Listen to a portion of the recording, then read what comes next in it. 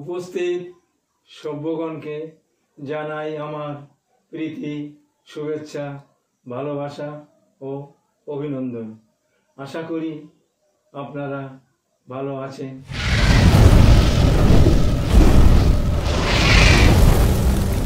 আমার নিজের লেখা যে কবিতাটি আপনাদের সামনে আজ তুলে ধরব তার নাম সন্দেহ। চলুন কবিতাটি শুনে আসি। এই সুন্দর মায়াবী ভুবনে যদি ভাসে সন্দেহের ভেলা, উড়ে দিতে পারে এক নিমিষে মধুর লীলা খেলা। বিবেককে সঙ্গে নিয়ে চলতে হবে, থাকবে না সন্দেহের লেশ। গড়ে উঠবে সুখের স্বর্গ, স্বপ্নের পরিবেশ। রাতের অন্ধকারে কি আসে মা অভিসারে, ছি তোকে ঘৃণা করি কুৎসিত ভাষার অলঙ্কারে।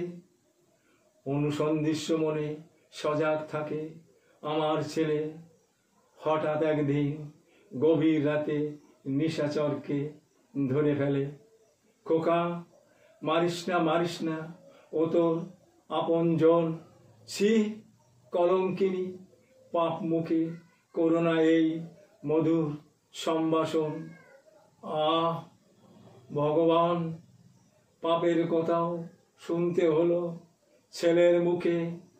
ধরণীর বুকে কাদের জন্য বাঁধব ঘর কোন সুখে। একটা চিরকুট লেখে বিষপানে মা ঢলে পড়ল মাটিতে।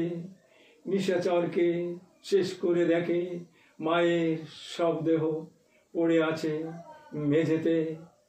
আজ ছিল বসুন্ধরার মাঝে তোর শুভ জন্মদিন, তোর গলে বড়মাল্য পরিয়ে কামনা করবে দীর্ঘদিন।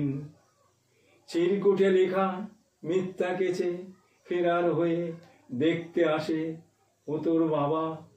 বলা বারণ ছিল, ফাঁস হলে ধরবে থানার দারোগা।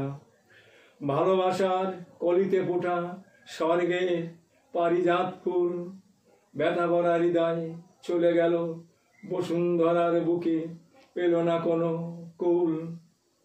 আহ ঠাকুর, পিতৃহত্যা সইতে না পেরে খেলাম চরম বিষ।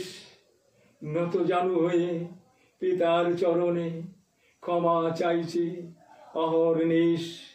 তোমাকে দেখিনি কোনো দিন, দেখতে বড় ইচ্ছে করে, ক্ষমা করে দিও বলতে বলতে ঢলে পড়ে পিতার চরণ ধরে, ঢলে পড়ে পিতার চরণ ধরে। কবিতা অন্তে আপনাদের প্রীতি জানাচ্ছি।